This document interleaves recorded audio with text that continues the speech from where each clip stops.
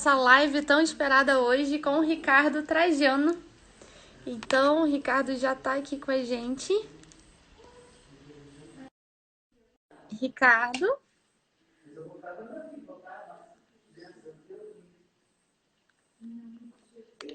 Ricardo está conectando. Ricardo Trajano. Fala!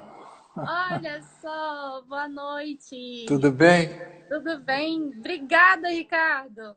É um prazer. É um prazer estar aqui falando com vocês. Ricardo, você está muito esperado nessa cidade. Você não tem Que... ideia, tá todo mundo muito curioso e eu também. A imagem e o som tá legal? Tá. Pra mim tá. Como é que tá aí, pessoal? Tá tudo bem? Todo mundo ouvindo bem? Aham. Tá ótimo. Ricardo, tá frio aí? Muito. Belo Horizonte é bem... Eu sou do Rio, mas moro aqui em Belo Horizonte há 25 anos. Não. E o clima aqui é bem diferente, né? Aqui é um friozinho gostoso, é mais seco. No Rio é bem mais úmido, aí onde a gente, estado do Rio em geral, né? E tá bem friozinho, sim. Aí também, tá? Tá muito frio. Pra mim, que já sou friorenta de natureza, tá congelando. Imagino. É pertinho de Petrópolis, né? É bem Pois é. perto. São 70 Eu, quilômetros. pois é, eu tive o prazer de estudar na UCP, engenharia. Eu fiz engenharia civil e adorava Petrópolis. Eu morava em República lá e quando eu descia todo dia, pegava aquele ônibus da Útil e eu tenho uma saudade muito grande, viu? Petrópolis é ótimo, eu estudo lá também. Eu sou veterinária, mas eu faço pós em engenharia de produção, Lean Manufacturing, o sistema de gestão da Toyota, gestão enxuta. Então, todo Legal. sábado eu ia para lá. Meu irmão estuda lá também, faz engenharia elétrica. Então, Petrópolis é bem pertinho da gente. O clima é muito gostoso. Que ótimo. Legal, legal. E Eu, São José do Vale do Rio Preto tá aqui, é do lado, já pertenceu, já foi distrito de Petrópolis e aí o cenário já muda, que é muita agricultura, tá num vale, então a temperatura é um pouco diferente também, questão de chuva, de umidade varia, e tá bem pertinho, e o nosso forte é a agricultura, a avicultura, e Petrópolis é muito turismo, né? muito, muito turismo e a cidade é muito encantadora. Mas um dia eu quero conhecer aí São José, Isso aí, com convite está certeza. feito, é só vir que todo mundo vai ter muita alegria em te receber. Com o maior prazer. Eu tentei fazer aqui um resumo, eu trouxe até uma canetinha aqui, um resumo das coisas que eu gostaria tanto de falar. Tem tanta coisa que eu gostaria de falar, mas eu não sei se vai dar tempo, né? Mas eu tentei fazer um resumozinho aqui, mas vamos ver. Bom, gente, então, Ricardo, a palavra é sua. Eu tenho certeza que esse acidente não foi por acaso, Ricardo.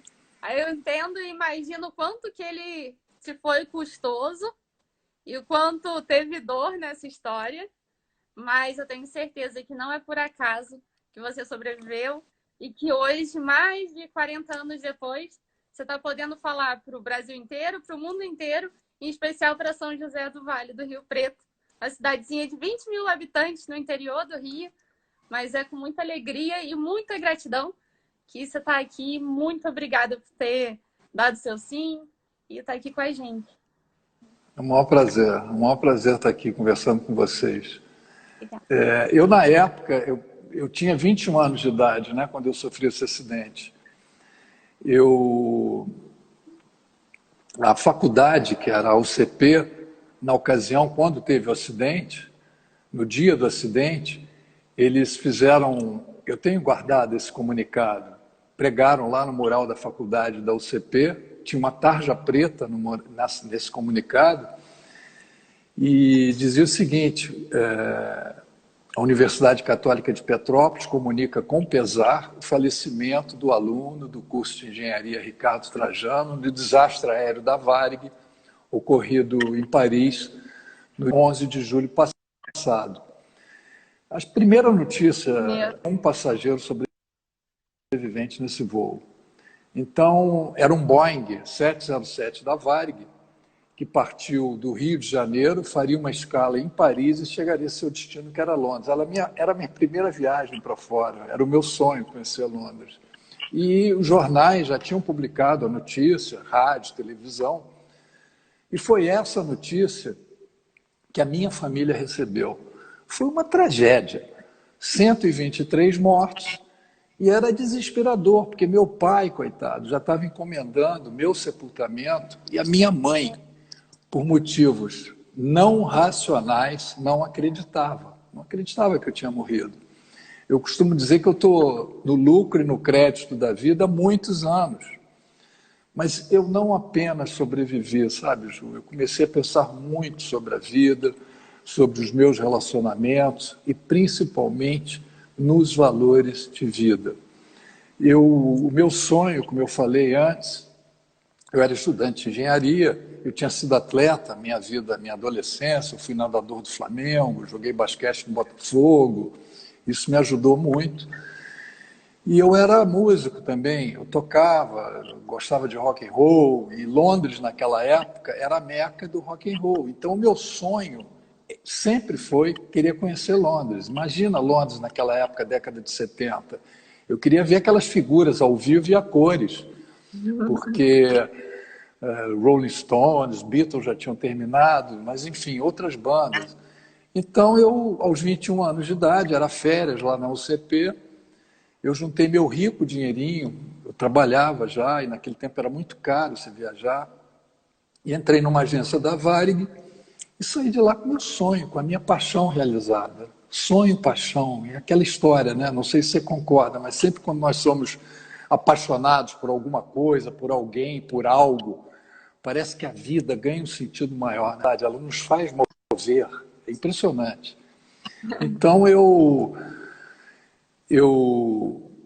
no dia da viagem, passageiro de primeira viagem, o voo era às 23 horas, saía lá do aeroporto do Rio, e só para você ter uma ideia, eu cheguei no aeroporto, eram 5h30 da tarde, o voo era às 11h30. E aí eu fui o Não primeiro posso passageiro, entender. eu fui o primeiro passageiro desse voo a chegar lá. E naquele tempo, você escolhia o seu lugar lá, no local, lá quando você chegava com o atendente. E aí eu sempre lia e ouvia falar que quando acontecia um acidente aéreo, a cauda, a traseira do avião, era a parte que ficava mais protegida. Eu fiquei com isso na cabeça, cheguei para a mulher e falei, eu queria a última fileira lá atrás. Ela falou, olha, eu não posso a última fileira porque os comissários, eles descansam no Boeing, só para você ter ideia, eram 17 tripulantes. Então, eles reservavam a última fileira para os tripulantes descansarem. Ela falou, ó, tem a penúltima aqui, a fileira 27. Eu falei, é essa mesmo, pode reservar para mim. E aí, já dentro do avião, o avião lotado, todas as poltronas ocupadas, menos 2 poltronas que estavam vagas, que eram as minhas 2 poltronas laterais. Ninguém viajava nela. Isso, durante o voo, me facilitava demais. Na minha frente viajava um cantor muito famoso na época, o pessoal da velha guarda aí, quem estiver assistindo vai se lembrar, que é o Agostinho dos Santos, era um cantor muito famoso. E ele viajava exatamente na minha frente, toda hora ele descia a poltrona, e eu com esses pernões, eu tenho 1,90 m, eu pulava para o outro assento que estava vago, e durante o voo me facilitava muito esses assentos vagos, porque eu levantava, esticava minhas pernas, ia lá conversar com os comissários, e por 2 vezes eu fui na cabine visitar a cabine.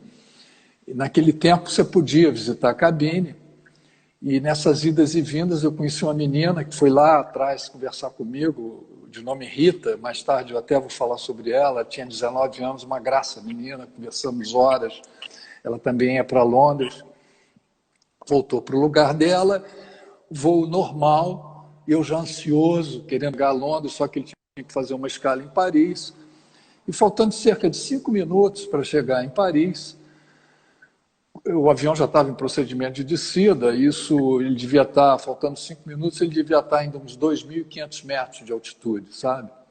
E começou uma fumaça lá atrás, exatamente atrás de mim, na projeção do toalete, uma fumaça pequena, branca. O comissário foi lá tentar resolver e todos nós já estávamos com cinto de segurança.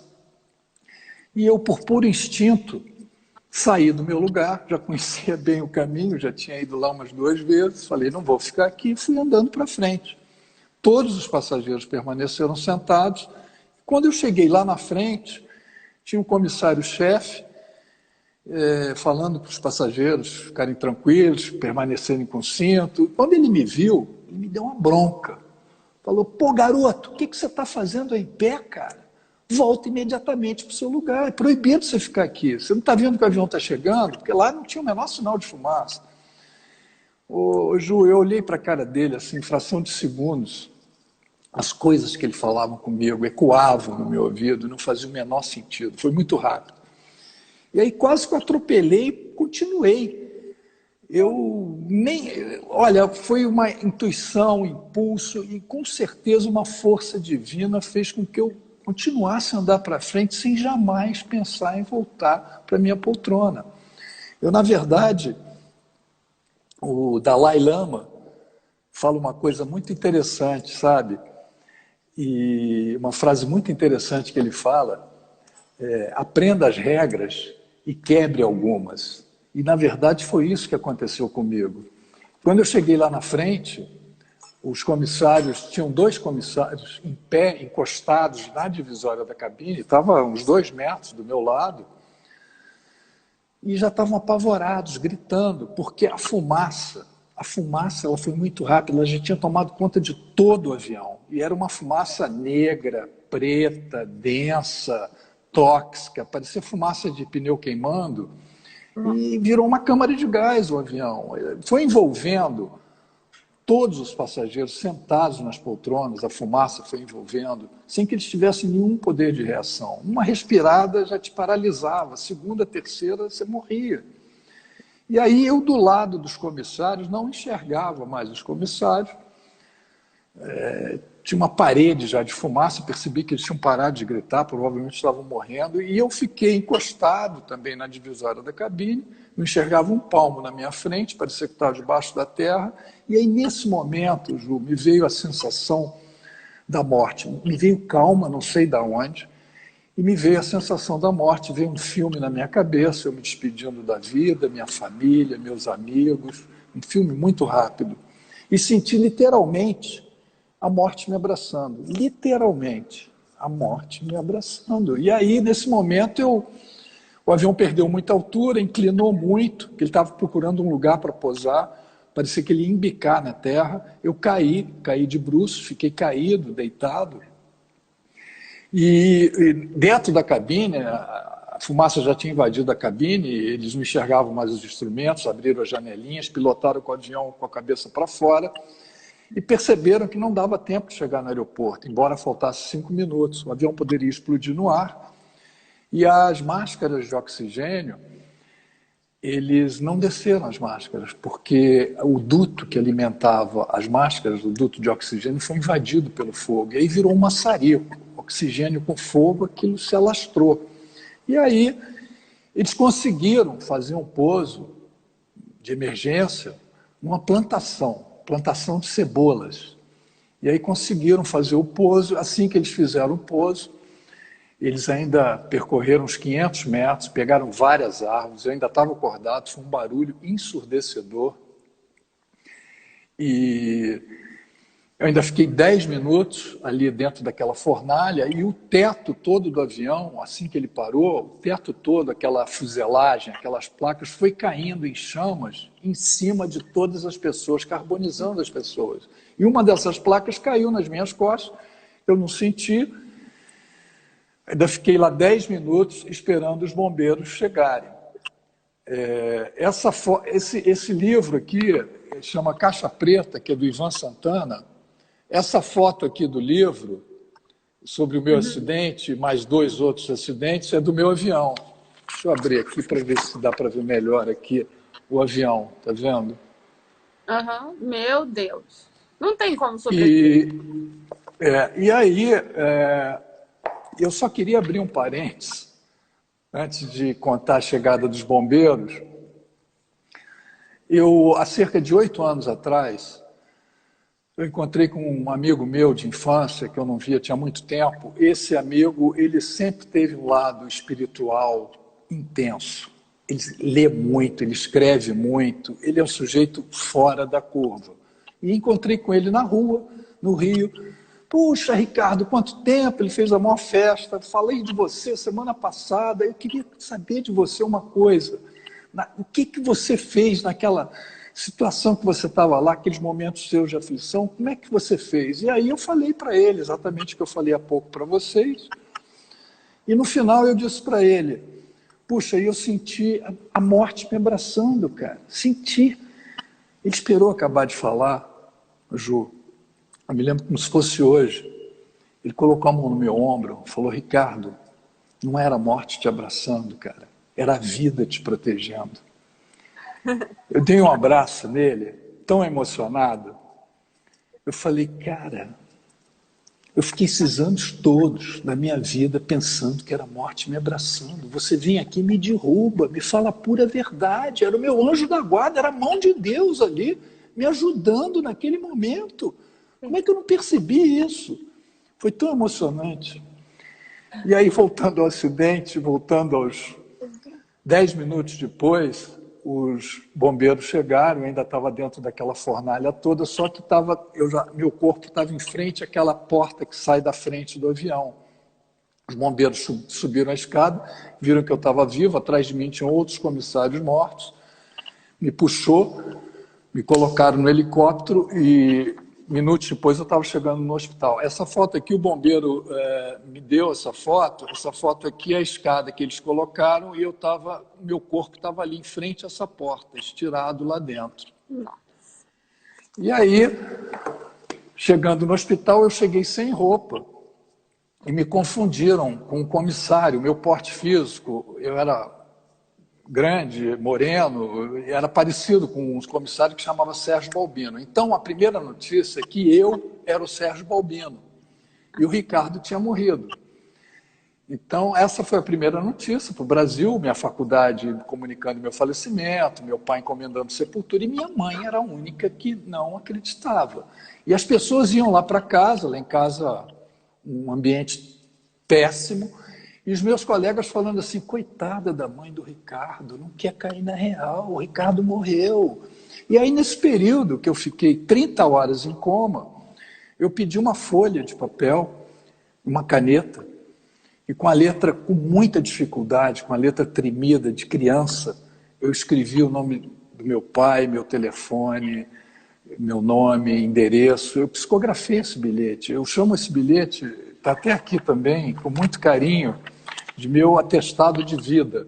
Foi esse bilhete aqui com essa letra louca aqui que eu escrevi, tá vendo? Me identifiquei.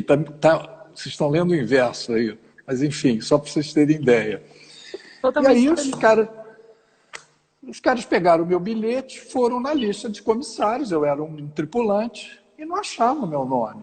Pô, não tem esse nome aqui. Aí foram na lista de passageiros, apenas para dar uma checada, e aí encontram o meu nome lá, Ricardo Trajano. Mas como? Como que esse cara, passageiro, estava lá junto com os comissários lá na frente, todos os passageiros sentados nas poltronas, mortos? Imediatamente a Varig liga, infelizmente, para a família do Balbino, comunicando que ele tinha morrido. Toca o telefone lá em casa, meu pai atende. Olha, aqui é da Varig, nós queríamos comunicar que o seu filho está mal, mas está vivo. Ô Ju, de um velório que estava lá em casa, virou uma grande festa. Minha mãe levantou do sofá e apontou para todo mundo. Eu não falei que meu filho estava vivo. Impressionante. E aí eu acordei do coma, não entendendo absolutamente nada, e minha cabeça parecia aquele quebra-cabeça de 1000 peças, só que me faltavam dezenas de peças que eu não conseguia encaixar. Eu falei, o que aconteceu? Mas com o passar das horas eu comecei a perceber que tinha acontecido um acidente. Perguntava pelas pessoas, perguntava pelo Agostinho dos Santos, não, está todo mundo bem aí, não aconteceu nada, não, esquece. E aí, com o passar dos dias, eu comecei a perceber que a realidade não era bem essa, não era. Quanto ao meu estado físico, meu estado de saúde, eu sabia que eu não estava bem, mas meses mais tarde, eu fiquei sabendo que os médicos não me davam uma semana de vida. Não. A minha primeira radiografia de pulmão é como se fosse um atestado de óbito. As pessoas pegam, olham a radiografia e falam, quando que esse cara morreu? Minhas vias aéreas todas queimadas pela fumaça, traqueia, tudo queimado pela fumaça, pelo gás tóxico que eu respirei. Eu estava com edema pulmonar generalizado, hemoptise, que é a inflamação dos brônquios, estava tudo infeccionado. Eu fazia com que eu expelisse pela boca todo o sangue envenenado a qualquer momento, toda hora. E, enfim, hemoptises, estava com taquicardia, 160, 180 batimentos por minuto, meu índice de ácido no sangue era quase que mortal, enfim. E os médicos muito receosos com a minha queimadura, eu tinha queimado muito aqui nas costas, um pedaço aqui das minhas nádegas e nas coxas, e os médicos receosos que essas queimaduras pudessem atingir os rins, infeccionar os rins, e com isso eu não teria muito tempo de vida. Mas desde os primeiros dias de internação, Ju, eu procurava extrair daquele ambiente pesado, conturbado, que é um CTI, que é uma UTI, né? As coisas boas que me rodeavam. Eram coisas aparentemente banais, mas sempre carregadas de uma força que me alimentava enormemente e que me davam forças para lutar pela vida que parecia estar próxima do fim. E essas coisas banais, era tipo, meus pais faziam cartazes para mim. Meus pais não podiam entrar no CTI e faziam cartazes, escreviam frases com caneta pilô, entregavam para a enfermeira e a enfermeira chegava e me mostrava. Eram frases tipo assim, vamos lá, Ricardo, força, Ricardo, Ricardo, você vai sair dessa. Frases bobas, não é verdade? Mas ali, naquele momento que eu estava, eram frases cheias de fé, esperança, energia. Eu ficava esperando todo santo dia chegar uma frase dessas para mim. Eu ficava contando as horas no relógio. Cadê a enfermeira? Cadê? Cadê? Ela está chegando. Aí me mostrava as frases. Da mesma forma, as cartas que eu recebia naquele tempo eram cartas, tá, Ju? Cartas. Não tinha outro meio de comunicação. Então, eu recebia diariamente dezenas de cartas, dezenas. E, por incrível que pareça, a maioria dessas cartas eram de pessoas que eu não conhecia. Não conhecia. Eram crianças me escrevendo, jovens, senhores, velhos, de várias localidades do Brasil, até mesmo de outros países. Me lembro de uma menina me mandou uma carta da Turquia. E dentro dessa carta tinha um recorte de jornal com uma foto minha na primeira página do jornal turco. E essas mensagens que eu recebia eram mensagens... Pô, Ricardo, campeão, você vai sair daí, Ricardo, eu não te conheço. Mas quando você sair do hospital, eu quero te dar um abraço pessoalmente. E aí, você começa a perceber o outro lado da moeda que eu não enxergava. O que acontece? A gente está acostumado a sempre ver um lado da moeda. Esquece de virar esse lado, de ver um monte de loucura, de crimes, de política, de gente ruim. E você esquece de virar a moeda. E aí você começa a perceber o quanto tem de gente boa nesse mundo. Afetuosa, generosa, carinhosa, te mandando força. Pessoas que eu não conhecia.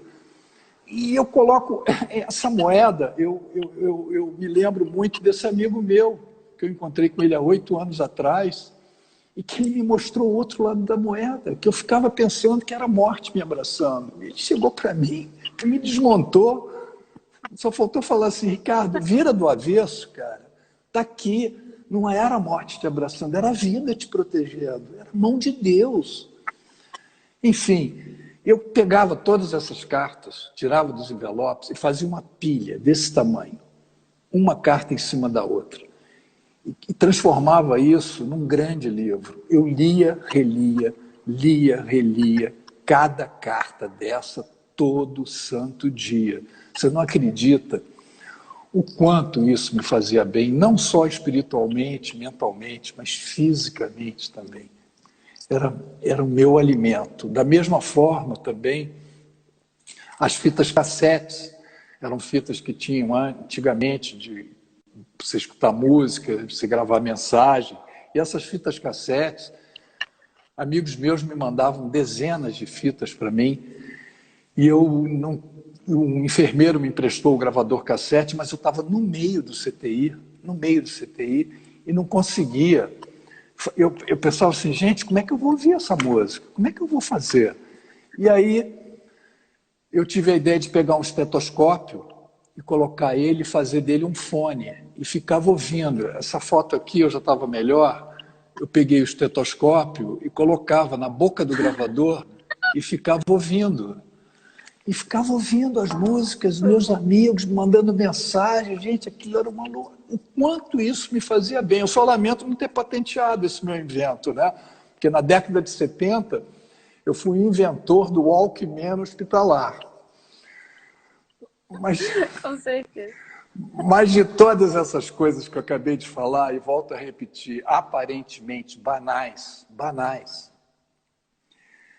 eu chego à conclusão que nós, Jô, nós somos seres essencialmente simples. A nossa é simples. Não importa o quanto você tem, o quanto você é, ou se vem aquele cara para você, várias pessoas gostam de fazer isso, colocar o dedo assim e falar, oh, você sabe com quem você está falando? Isso não vale nada, nada. Nos momentos mais difíceis, mais importantes da nossa vida, a simplicidade é tudo. São as pessoas, não são as coisas materiais que mais nos contagiam, na verdade. Eu tenho meus heróis da vida real. Os meus heróis da vida real são aqueles médicos, aqueles enfermeiros, aqueles bombeiros, aqueles meus amigos todos que me mandaram, minha família. Esses são os meus heróis da vida real. Então, eu acho que isso é fundamental, a gente ter isso na cabeça. Nós somos seres essencialmente simples. Então, eu fiquei 3 meses no CTI e perdi 15 quilos e meu tratamento foi lento e gradual. E 3 meses depois, eu fiquei 2 meses no CTI lá na França e 1 mês no Rio, porque com os 2 meses que eu já estava no final desses 2 meses, as minhas queimaduras começaram a cicatrizar. E os médicos começaram a pensar na minha volta para o Brasil. E eu comecei a pensar em continuar a minha viagem para Londres. Os caras falaram assim, não, meu amigo. Não, você vai voltar, você ainda vai ficar pelo menos 1 mês no hospital. E foi isso que aconteceu. E passado esse tempo, voltei para o UCP, voltei 6 meses depois. E o mais importante é que eu não fiquei com sequelas, mas me faltava uma única coisa, Ju, que era terminar essa bendita viagem que foi interrompida. E um ano depois, Meu Deus, você quer terminar essa viagem? Jura que você quer? Juro. Depois, só para você ter ideia, eu voltei na mesma agência da Varig que eu tinha comprado meu bilhete, não me identifiquei, cheguei para a atendente e disse, olha, eu gostaria de uma passagem para Londres com escala em Paris. Imediatamente ela me passou o preço, eu falei, não, você não está entendendo. Sabe aquele acidente que teve há 1 ano atrás e que sobreviveu ao passageiro?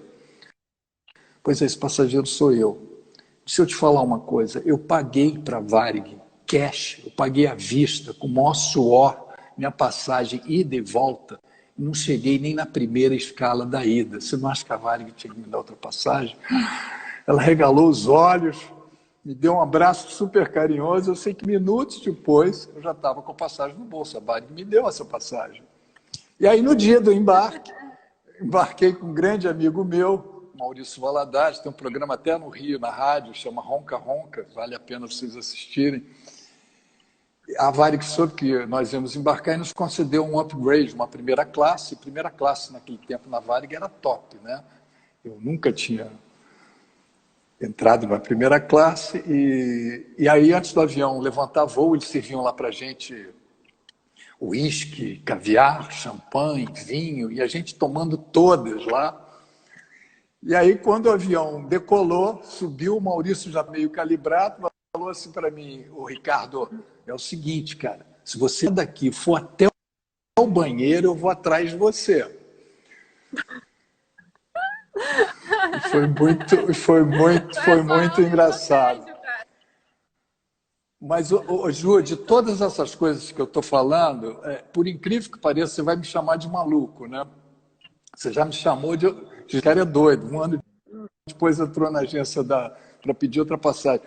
Mas você sabe que eu acho a aviação fascinante. Eu acho fascinante. Eu acho aquele... Você vê aquele bichão, aquele Boeing, aquele Airbus, pesando 100, 200, 300 toneladas no ar, voando, aquele negócio planando no ar.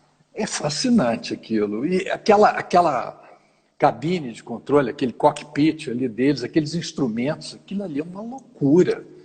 E aí, só para você ter ideia, eu estava lendo outro dia, existem, no mundo inteiro, por dia, existem 200, 100 mil aviões voando o dia inteiro, ao longo do dia, no mundo inteiro. E aí, só para você ter ideia, a chance da gente sofrer um acidente e morrer indo de carro numa estrada para o aeroporto é maior do que você ter um acidente aéreo. Não tenha dúvida. E aí o avião é o segundo meio de transporte mais seguro do mundo. O primeiro é o elevador, né? E o segundo é o avião. Dessas estatísticas que eu li, a probabilidade de acontecer um acidente aéreo é mínima. É mínima. Só para você ter uma ideia, é de um acidente para cada 3 milhões de voos. Ou seja, eu pego a Ju, coloco você para viajar todos os dias dentro do avião, todos os dias. Você vai precisar de 8.100 anos para que aconteça um acidente. Para que aconteça um acidente com você. Mas eu estava num desses voos. E as pessoas chegam para mim e falam: Ricardo, mas que destino! E eu normalmente falo para as pessoas o seguinte: gente, eu que escolhi minha passagem, eu que escolhi a companhia aérea, eu que escolhi o dia para viajar. Nesse dia tinham 2 voos para Londres, um com escala em Paris, eu escolhi esse. Eu escolhi o meu lugar, que foi vital para mim, e uma sucessão de coisas no qual eu fui o protagonista. O que eu quero dizer com isso? Eu acho que o destino sempre foi uma coisa muito discutida, sempre foi e sempre vai ser uma coisa muito discutida, não é verdade? Mas eu defino o destino em dois pontos distintos. O primeiro ponto são aquelas pessoas que acham que já nasceram com destino traçado. E pelas circunstâncias que vivem, elas aceitam passivamente a vida acontecer. É refém de tudo que está acontecendo. É tipo assim, deixa a vida me levar, ok? Mas a segunda definição, para mim, que é a que eu acredito, é que o destino não está escrito. Nós mudamos o nosso destino a cada momento, através das nossas decisões, através das nossas escolhas. Não adianta nada eu ficar em casa de braços cruzados, esperando as coisas acontecerem. Não adianta eu ficar olhando para o céu, esperando as coisas caírem no meu colo. Não adianta. Tem uma frase do velho Shakespeare, que diz o seguinte: o destino é que embaralha as cartas, mas somos nós que jogamos. Então, eu respeito muito as pessoas que pensam de uma outra forma, diferente de mim. Respeito, mas a opinião é essa, sabe? E uma coisa... Estou falando muito, né? Posso continuar? Não, pode. Uma coisa que eu acho que me ajuda muito, eu nunca me vitimizei. Nunca me vitimizei. Eu vou falar depois sobre resiliência, que eu acho que é um dos pontos muito importantes, que é não se vitimizar. Cara, para de se vitimizar. Estou falando eu, jamais me vitimizei, isso me ajudou muito. Jamais pensei, ai, que azar, que pobre coitado. Não, nunca me vitimizei. E tem um pensamento que me ajuda muito, que era de um roqueiro, que era o Jim Morrison. Esse cara escrevia vários pensamentos, e eu li todos os pensamentos dele. Tem uma frase que ele fala que para mim mexe muito comigo, que ele fala: cara, nunca se dê por vencido, porque quando você pensa que tudo acabou, é o momento onde recomeça. E muito em cima disso, muito, eu sei que é possível, é capaz da gente recomeçar a vida após uma queda, literalmente o que aconteceu comigo, após um trauma, após um fracasso, após essa pandemia toda que a gente está vivendo, até mesmo após uma perda. Eu, Ricardo, vivo o presente. O passado, para mim, claro que o passado foi importante, claro que a gente aprende com o passado, claro que a gente aprende com as nossas vitórias, com os nossos fracassos, com as nossas decepções, mas eu não fico remoendo o passado, eu não fico voltando para trás. E o futuro, eu não sei o que vai acontecer comigo amanhã. E eu acho que com essa loucura toda que a gente está vivendo, com esse tsunami todo aqui nosso, o nosso futuro vai ter um futuro agora diferente e imediato. Vai ser. Então, eu achava que a minha felicidade estava lá no futuro. Estava de mãos dadas com o futuro. E eu comecei a perceber, graças a Deus, eu comecei a perceber que a minha felicidade está aqui do meu lado, está aqui dentro de mim. Ser feliz não é eu ter uma vida perfeita ou quase que perfeita. Não é isso. Ser feliz é você ter uma vida simples e saudável. Felicidade é só questão de ser. Essa história do presente, essa história do deixar para depois, tem um pensamento, uma coisa que eu adoro, que diz o seguinte: o tempo não pode ser interrompido e a vida é uma tarefa a ser feita.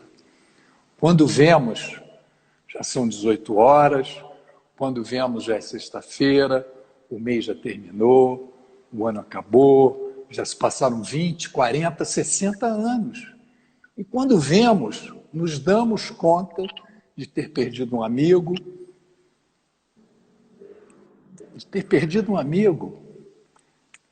E aí a gente começa a se ver, e aí você começa a perceber, sabe, o que eu vou fazer? De ter perdido um amigo, o amor da nossa vida também parte, e de que é tarde para voltarmos atrás. Não pare de fazer alguma coisa que te dá prazer por falta de tempo. Não pare de ter prazer na solidão. Quanto aos nossos filhos, subitamente, eles não serão mais nossos. E aí a gente tem que fazer alguma coisa com esse tempo que sobrar. Vamos tentar eliminar o depois. Depois eu te ligo, depois eu faço, depois eu falo, depois eu mudo. Deixamos tudo para depois, como se o depois fosse melhor, sabe? Porque não entendemos, simplesmente não entendemos que depois o café esfria, depois a prioridade muda, depois o encanto se perde, depois o cedo se transforma em tarde, depois as promessas são esquecidas, depois os filhos crescem, depois a gente envelhece, depois a vida acaba. Lembremos, portanto, que depois pode ser tarde, muito tarde. O dia é hoje, aqui e agora. Eu, quando estava no hospital, eu procurava tomar todos os dias o meu melhor remédio, que eram aquelas superdoses diárias, que eu chamo, que eram aqueles cartazes dos meus pais, aquela energia que os enfermeiros me transmitiam, aquelas cartas que eu recebia, aquelas fitas cassetes que eu via, eu canalizava aquilo tudo para um pensamento: eu vou sair daqui eu tenho que sair daqui. Sabe para que eu queria? A única coisa que eu queria, Jô, queria dar um abraço e um beijo às pessoas que eu mais amava. Esse era o meu propósito, esse era o meu foco, esse era o meu combustível de vida. E eu consegui. Eu queria falar um pouquinho sobre resiliência, que é uma coisa que eu procuro valorizar demais, desde a época do acidente e depois do acidente. Eu acho que tem alguns itens que, para mim, me ajudam demais. Está sempre aqui, agarrado. Porque nós temos que matar um leão quase que todos os dias. Eu trabalho com comércio. Eu deixei de ser engenheiro civil para ser engenheiro civil. Então, dentro de mim, existem, em primeiro lugar, eu não me vitimizar, que é aquilo que eu já falei com você. Isso é muito bom para a gente ser resiliente. Não se vitimizar, parar de se queixar e botar a culpa nos outros. E a segunda coisa que eu acho que é fundamental é otimismo. Eu não estou falando que você tenha isso em uma grande porção, não. Ah, super otimista, não é isso. Mas guarde sempre uma porçãozinha dentro de você de pensar em ser otimista. Jamais ser pessimista. Isso já vale, jamais ser pessimista. E pense um pouquinho em você ser otimista, pessimista e você ser um otimista. E os valores positivos que você tem. É um outro item que é fundamental. Não é os valores que você fala assim, eu tenho valores positivos. Não é isso. É da importância que você dá para esses valores que você tem. Isso é fundamental. Você tem outra coisa que eu colocaria, o bom humor e a empatia.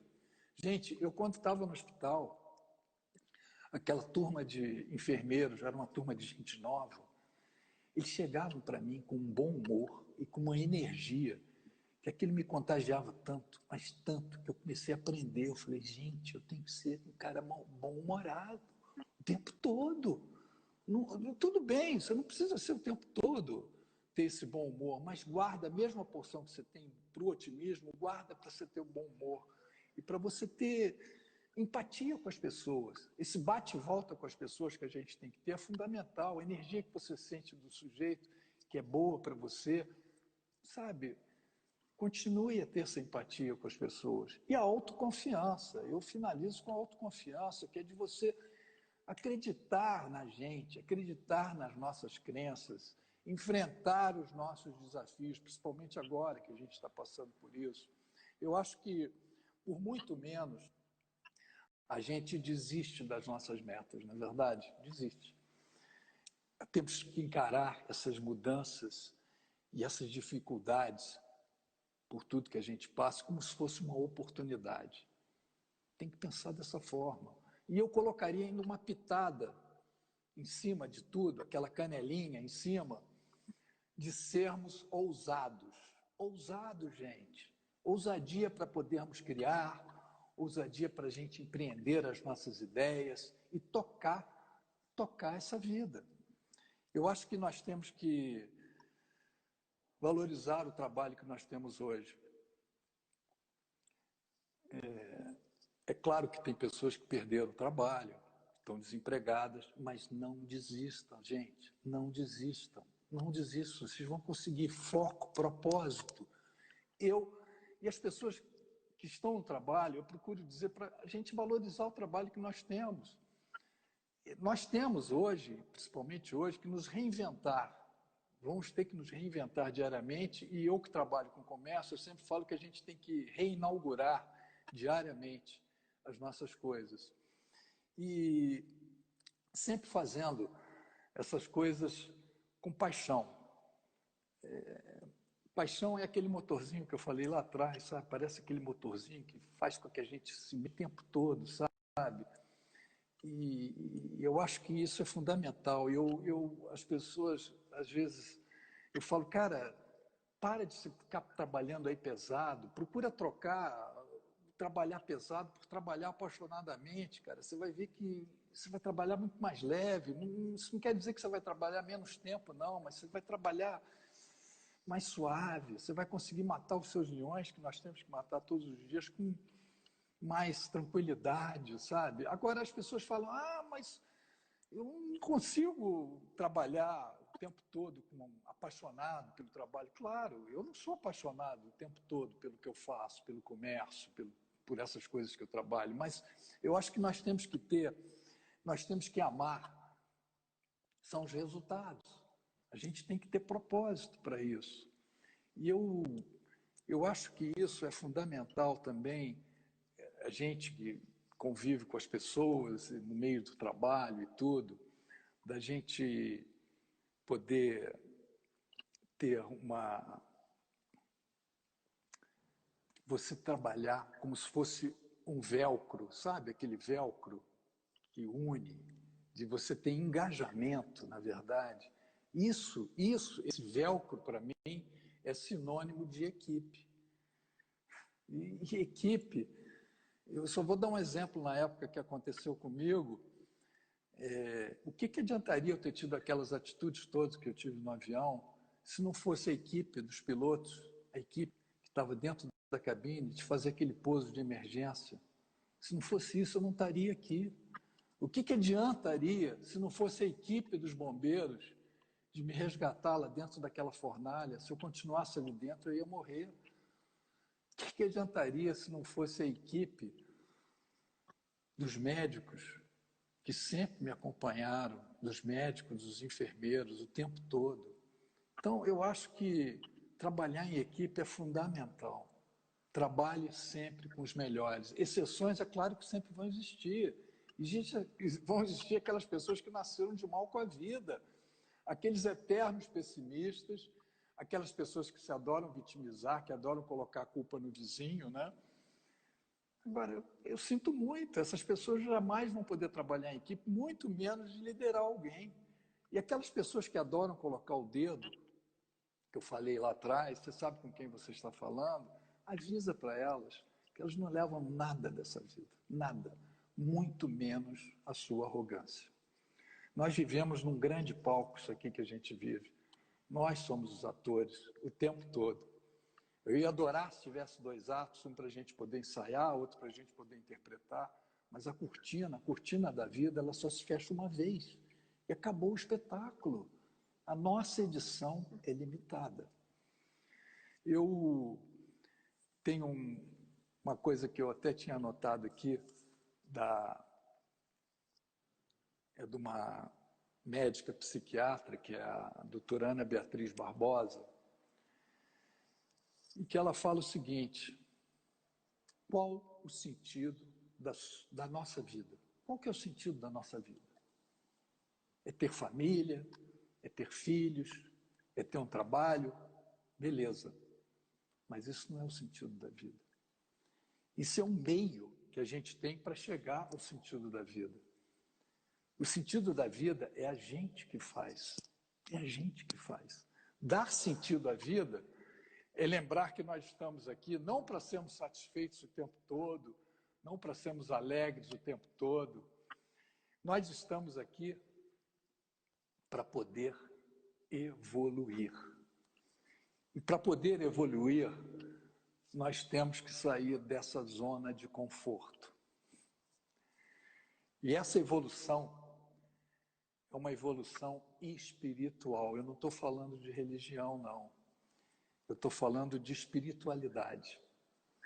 E a espiritualidade tem a ver em sermos melhores, nós sermos melhores. A evolução espiritual, como ela fala, no fundo, seria a nossa conexão com tudo o que há de melhor no universo. Uns chamam de Deus, outros chamam de Alá, outros chamam de Buda, outros chamam de orixás. Não importa, não importa. O que importa é essa conexão com esses deuses que a gente faz. Isso é muito importante. Essa evolução é muito importante. E essa energia toda que a gente tem com esses deuses faz com que a gente reabasteça o tempo todo e possa dividir tudo isso entre a gente. Eu acho que é fundamental que a gente pratique gentileza, gratidão, empatia, compaixão. Eu acho que nós temos que saber agradecer o óbvio, que são as coisas simples que acontecem no nosso dia a dia e que a gente não se dá conta.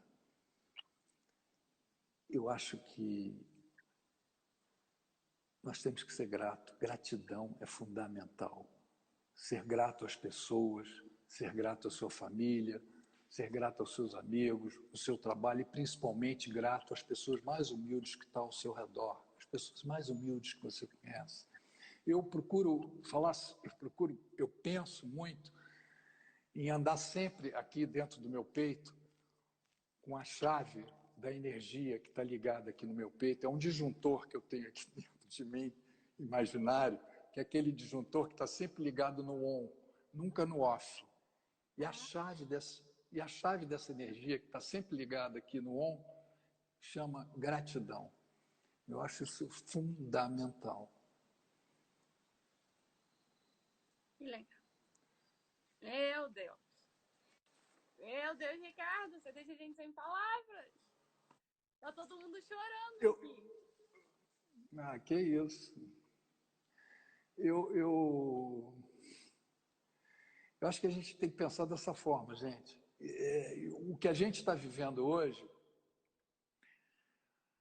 essa loucura toda que eu falo, gente, eu estou num sufoco danado. Eu trabalho com comércio, eu tenho loja em shopping, eu tenho uma franquia da Mr. Cat, que é calçados, que eu trouxe lá do Rio para cá, eu moro aqui em Belo Horizonte há 25 anos.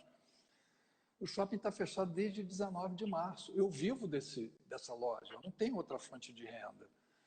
Então as pessoas falam, Ricardo, mas que loucura e tal. Eu falei, gente, tudo passa, tudo vai passar. Não é impossível, nada é impossível, gente. A gente tem que... O que eu vou fazer? Então, outro dia, eu estava lendo... Outro dia, tem uma semana. Eu até tinha anotado aqui. É um filósofo, é um médico, esse cara foi médico, ele chama Avicena. Esse cara foi médico e filósofo árabe há 1000 anos atrás. Ele viveu de 980 depois de Cristo e morreu no ano de 1030 e poucos depois de Cristo. Ele era um filósofo e que ele falava várias frases muito interessantes. E essa frase que eu li cabe muito, tem muito a ver com o que a gente está vivendo, com o que a gente está passando. Ele diz o seguinte: a nossa imaginação é metade da doença. De cara, a nossa imaginação é a metade da doença. A tranquilidade é metade do nosso remédio. A tranquilidade é metade do nosso remédio. E a paciência é o primeiro passo para a cura. Eu achei isso tão profundo que eu falei, gente, vamos meditar e vamos pensar dessa forma. A gente vai sair dessa.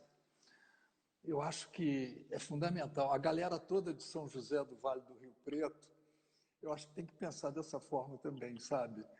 Eu acho que tudo vai passar, nada é para sempre. Então, bola para frente. Obrigada, Ricardo. Meu Deus. E é isso, sabe? A ideia de ter te convidado é para isso, porque eu entendo que o que mais a gente precisa é de ter alguém como você, com uma história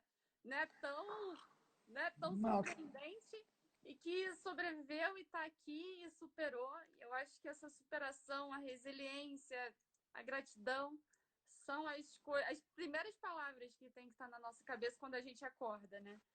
E eu não desisti. Não desista nunca. Eu acho que a gente tem que tocar isso da melhor forma possível. Essa vida, gente, isso aqui é um grande palco, como eu já falei. Nada é para sempre, sabe? Então a gente tem que pensar dessa forma. É o que o nosso amigo, o meu ídolo lá do passado, o Jim Morrison, fala: nunca se dê por vencido, porque quando você pensa que tudo acabou, é o momento onde tudo recomeça. Eu acho isso fundamental. E é dessa forma que eu vou tocando a minha vida. Eu não sou ninguém, quem sou eu para ficar falando, mas eu estou apenas falando do que eu penso, do que eu sinto, sabe? Transmitindo essas resiliências que eu procuro ser resiliente dessa forma e que eu acho que é fundamental para mim, para minha família e para as pessoas que estão à minha volta. Mudou muito, Ricardo? Tem 5 minutos. A sua concepção de vida, seus valores mudaram muito depois do acidente? Essa sua nova Olha, chance agora de vida, como é que você... Ju, eu tinha 21 anos de idade, já tinha minha personalidade formada e tal. Não é que os meus valores de vida mudaram, mas eu comecei a valorizar cada minuto da minha vida, cada minuto que eu vivo. Por isso que eu falo que eu vivo o presente. Se eu deixar para depois, o café esfria, a prioridade muda, o encanto se perde, as promessas são esquecidas e aí vai até a vida se acabar. Então eu penso dessa forma. Isso mexeu muito comigo. É uma história muito bonita. Muito bonita. E aqui, se der para falar em 4 minutos, bem rapidinho, a história da moça. Tem vários amigos aqui, vários professores, pessoal da ANAC, pessoal da GE Selma, os amigos de São José, amigos de Petrópolis. E aí estão perguntando da moça. Dá para falar rapidinho dela, da que você conheceu na aeronave? Pois é, eu até trouxe aqui o que eu queria falar da Rita. Eu queria falar da Rita e queria falar da minha mãe no final. Dá tempo? Vou ser rápido. 3 minutos. A da Rita, eu cheguei em casa, depois dos 3 meses que eu fiquei no hospital, tinha uma carta, de uma folha só, que eu guardo com muito carinho, uma carta singela e muito emocionante, que era do pai da Rita. Esse cara era o embaixador da Índia no Brasil, e me mandou o seguinte: prezado Ricardo, sou o pai da Rita, que viajava no voo da Varig com você e seus companheiros de viagem. Fico feliz em saber que você voltou para casa salvo. Desejo-lhe rapidamente volta à saúde normal e para o futuro uma vida feliz. Soube também pelos jornais que esteve com a minha filha Rita e que conversou com ela no avião. Espero de coração que ela tenha sido corajosa até o fim.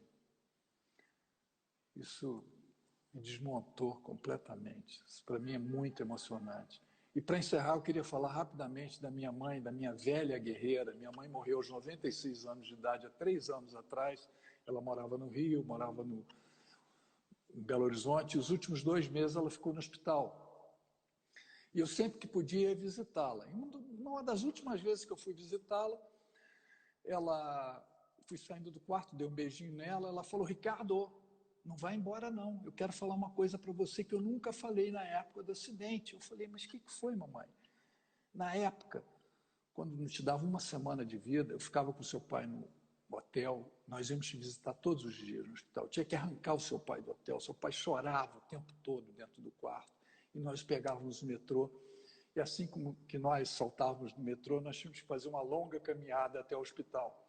E era sol, céu azul, o sol iluminando, era verão, né? O céu azul, o sol iluminando intensamente, eu ia o tempo todo com a palma das mãos abertas e o sol iluminando minhas mãos o tempo todo.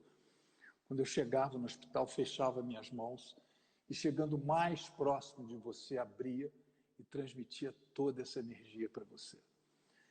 Cara, eu dei um abraço na minha mãe, eu saí aos prantos daquele dia do hospital, chorando como se fosse uma criança, mas com a certeza absoluta que toda essa energia me acompanha até hoje e para o resto da minha vida. Foi sensacional. Sensacional. Obrigada. Muito obrigada. Faltam Eu que agradeço. 55 segundos. Que história maravilhosa. Obrigada.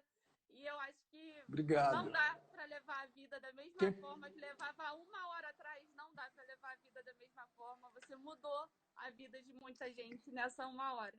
Obrigada. Quem puder assistir, eu que agradeço. Quem puder entrar no meu Instagram, @RicardoXuxTrajano, assista a minha palestra TED que está lá, e quem sabe um dia eu faço uma palestra aí para todos, porque a minha palestra normalmente é de 1 hora e pouco, mas a palestra do TED é de 20 minutos, uma palestra resumida. Eu quero fazer minhas palestras para o resto da minha vida. É muito gratificante para mim. A troca que eu tenho com as pessoas não tem preço. Um grande beijo para Obrigada. você, um grande Vou estar beijo para o pessoal compartilhando. de São José do Rio Preto. Obrigada. Adorei poder falar com você e te conhecer, viu, Ju?